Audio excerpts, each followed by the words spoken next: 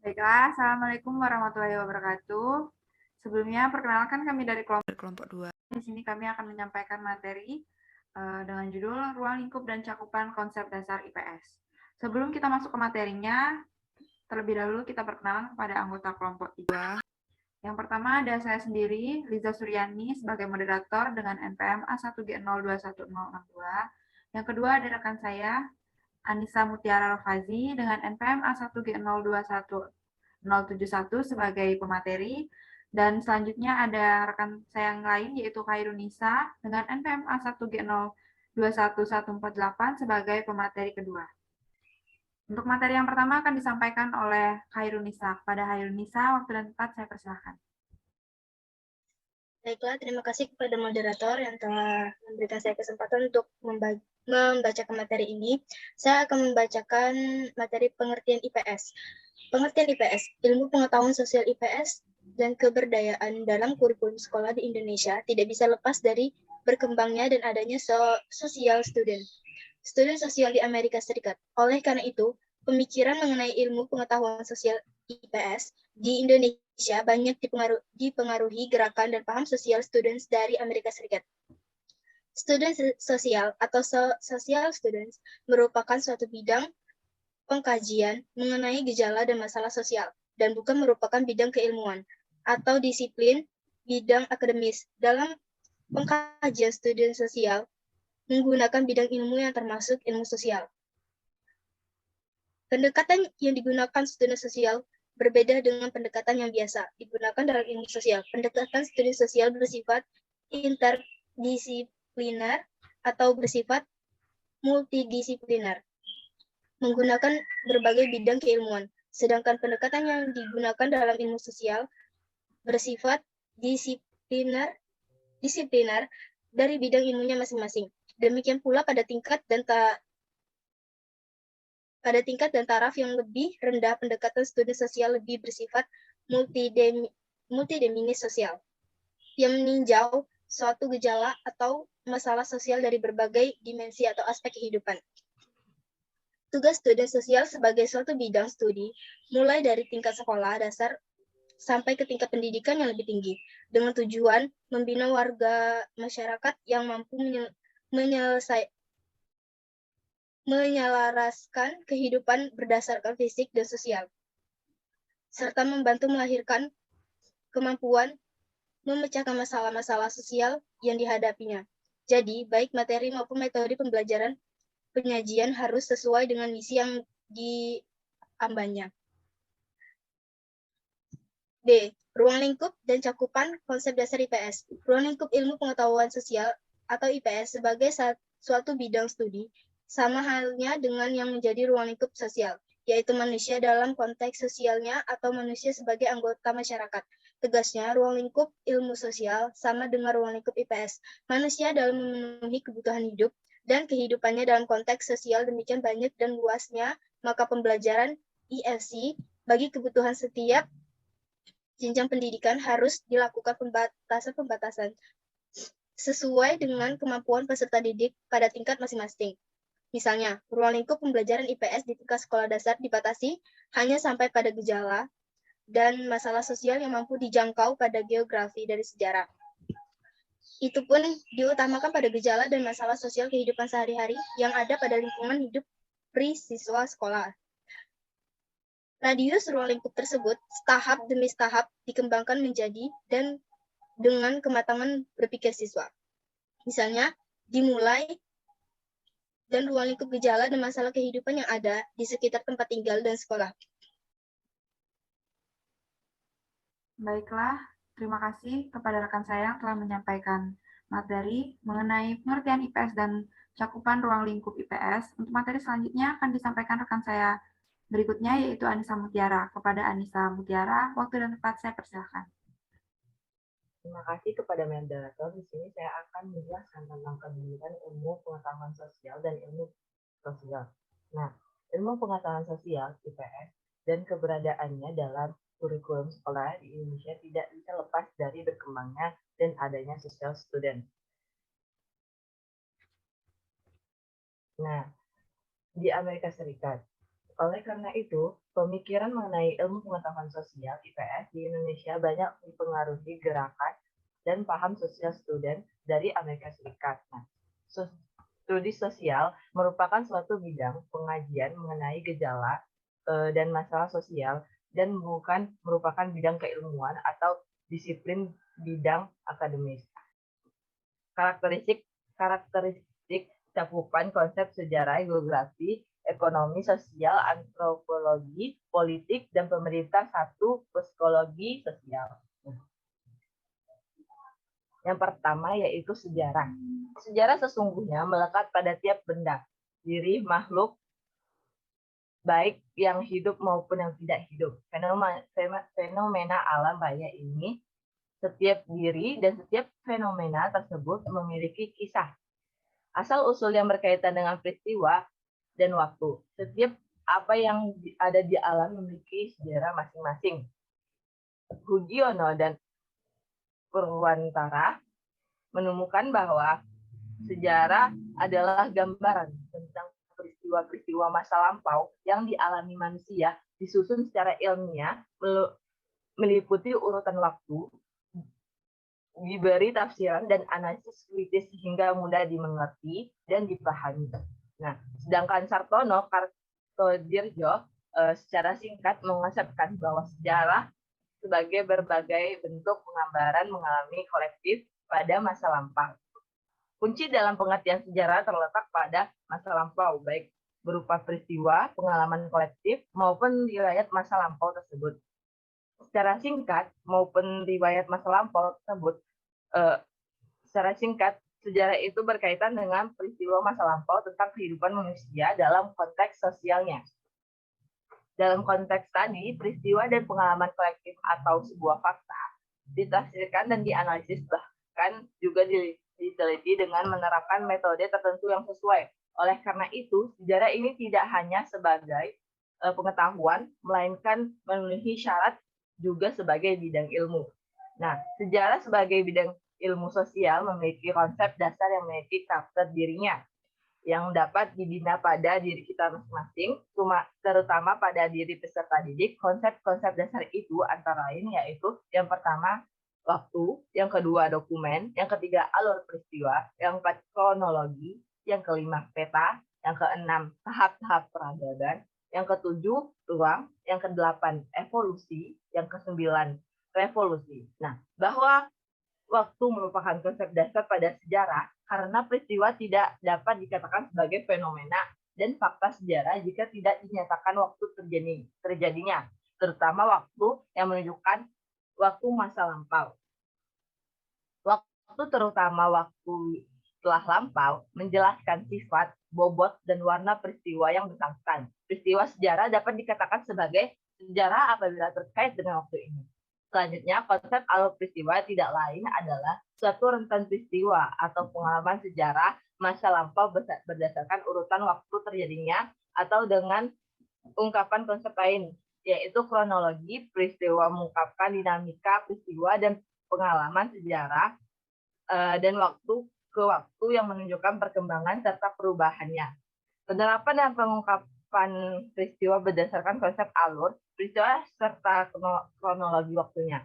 Selain dapat mengungkapkan prosesnya, juga dapat mengungkapkan kecepatan proses tersebut, apakah peristiwa atau pengalaman sejarah itu berlangsung lambat ataukah cepat. Jika peristiwa itu berlangsung dengan cepat, dapat kita sebut revolusi. Sedangkan apabila sangat lambat, kita disebut dengan evolusi. Nah, dengan demikian, konsep revolusi juga merupakan suatu kata kunci yang dapat diterapkan dalam telaah sejarah. Dalam alur peristiwa yang mentelaah sejarah kebudayaan secara evolusi, kita juga dapat mengungkapkan tahap peradaban sebagai perkembangan teknologi dan kemampuan teknologi masyarakat manusia dari waktu ke waktu. Perkembangan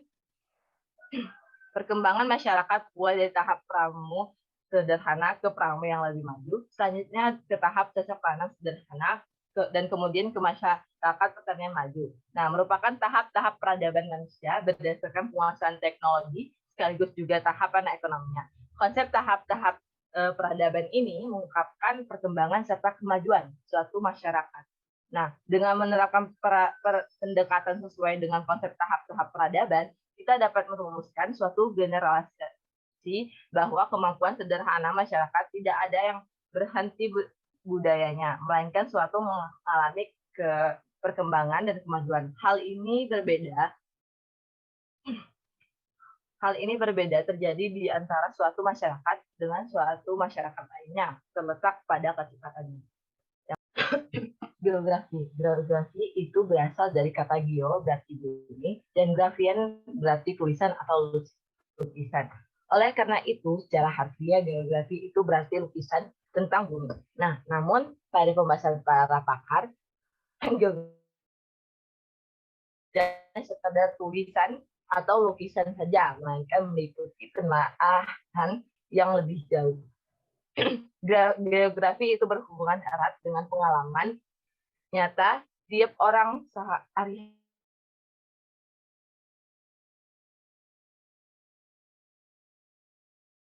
ke tempat lainnya sudah merupakan geografi.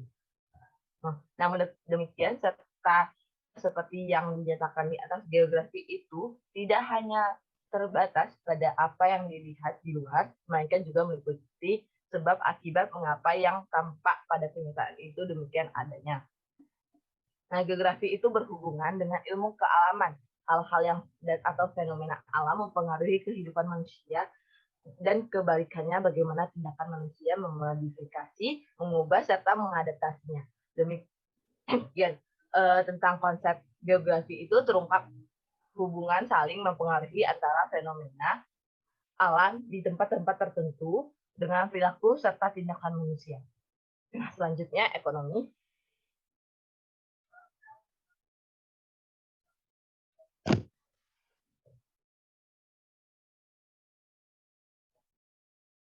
Nah, tentang pembahasan ekonomi itu salah satu bidang ilmu sosial akan yang dikaitkan dengan koperasi yang menurut undang-undang menjadi soko guru perekonomian Indonesia. Tentu saja pembahasan tentang ekonomi sebagai bidang ilmu, konsep-konsep dasarnya menjadi sorotan utama. Berkenaan dengan ekonomi ini, Brown and Brown mengemukakan bahwa ekonomi dapat didefinisikan sebagai studi tentang cara bagaimana manusia melalui peranatanya memanfaatkan keterbatasan sumber daya bermodal, sumber daya alam, dan tenaga kerja memuaskan kebutuhan materinya. Sedangkan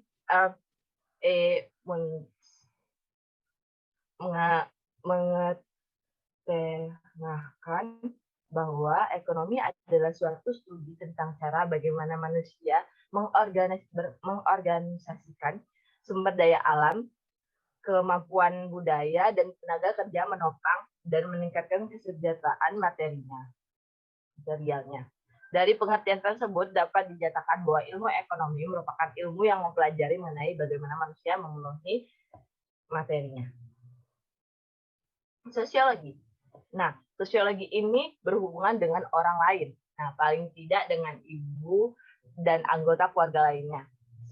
Kemudian hubungan dengan pihak lain itu tidak lagi hanya terbatas dalam keluarga, melainkan menjangkau teman sepermainan atau tetangga, dan demikian seterusnya. Hubungannya pun tidak sepihak, melainkan timbal balik. Atau dengan perkataan lainnya, terjadi interaksi antara seseorang individu dengan pihak lainnya. Oleh karena itu, interaksi tadi kita konsepkan dengan interaksi sosial. Nah, ilmu sosial secara khusus mempelajari interaksi sosial adalah sosiologi. Nah, Bird and Brown mengemukakan sosiologi secara kasar dapat didefinisikan sebagai studi ilmiah tentang interaksi umat manusia. Sedangkan Frank Hankin lebih terperinci mengemukakan sosiologi itu adalah suatu ilmu tentang fenomena yang timbul dan hubungan kelompok manusia, studi tentang manusia dan lingkupnya, insannya dalam hubungan satu sama lainnya. Aliran sosiologi yang berbeda menemukan penekanan yang bervariasi berkenaan dengan faktor yang berhubungan sebagai menekankan hubungan pada hubungan di antara mereka sendiri sebagai interaksi, asosiasi, dan seterusnya. Sedangkan aliran lainnya menekankan pada umat manusia dalam hubungan sosialnya, memfokuskan perhatian kepada hubungan sosial dalam berbagai peranan dan fungsinya. Walaupun antara dua konsep tadi berbeda, terutama yang dikemukakan oleh Hansken, juga ditemukan berbagai penekanan yang berbeda dalam telaah sosiologi itu. Nah, namun dapat kita tarik garis bawah persamaan asosiasi sosial ataupun melihat umat manusia dalam hubungan sosialnya, melainkan memperhatikan umat manusia dalam hubungan sesamanya. Atau dengan perkataan lain, sosiologi itu mempelajari manusia dalam konteks sosial yang melakukan interaksi sesamanya.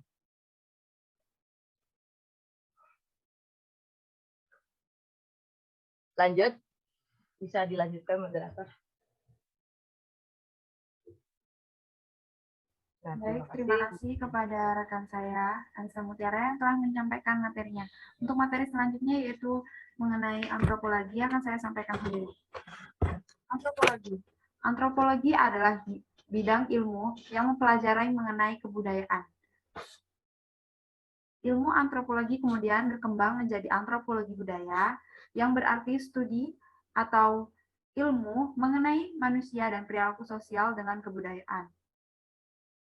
Sebelum membahas mengenai apa yang itu konsep-konsep antropologi, kita membahas terlebih dahulu mengenai kebudayaan.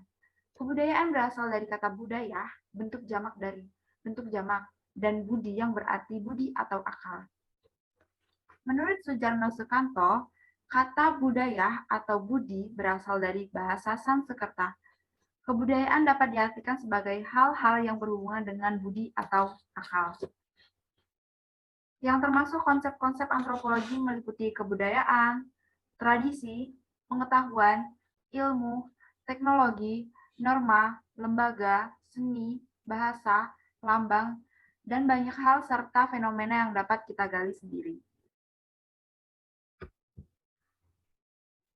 Selanjutnya yaitu politik dan pemerintahan. Ilmu politik merupakan ilmu yang mempelajari mengenai kehidupan bernegara, mempelajari bagaimana negara melakukan tugasnya untuk mencapai tujuan tertentu berdasarkan tugas tersebut, kemudian mempelajari mengenai kekuasaan sebagai penyelenggara negara, serta mempelajari mengenai kekuasaan negara itu sendiri. Sedangkan pemerintah adalah aparat atau orang yang melaksanakan pelaksanaan negara. Dalam bernegara ada beberapa yang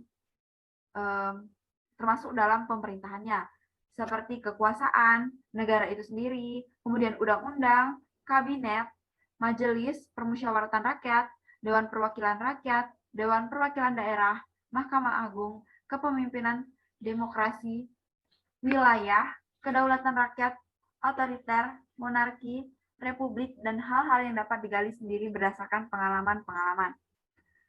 Untuk materi selanjutnya yaitu psikologi sosial.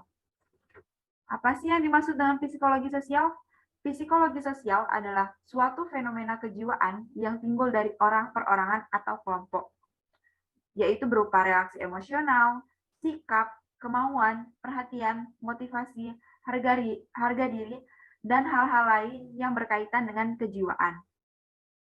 Interaksi sosial di masyarakat, baik antar individu atau individu dengan kelompok atau antar kelompok, dapat menimbulkan fenomena kejiwaan. Nah, fenomena tersebutlah yang dinamakan psikologi sosial.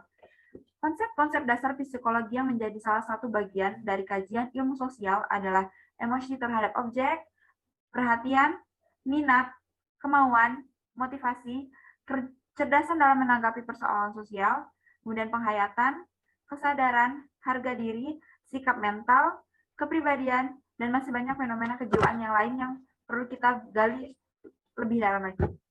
Kemudian tingkat potensi setiap psikologi sosial itu bervariasi antara orang dengan orang lainnya, tergantung pada kondisi kesehatan maupun baik kondisi kesehatan mental psikologis maupun kesehatan jasmani dan rohani. Perbedaan tersebut dapat dipengaruhi oleh kesehatan rohani. Biasanya, orang lebih sehat akan memiliki mental psikologi yang lebih baik dibandingkan orang yang kurang sehat. Baiklah, itu tadi materi yang telah kami sampaikan. Untuk rekan-rekan, bila ada pertanyaan, bisa disampaikan melalui Google Classroom yang sudah kita buat kemarin. Terima kasih. Wassalamualaikum warahmatullahi wabarakatuh.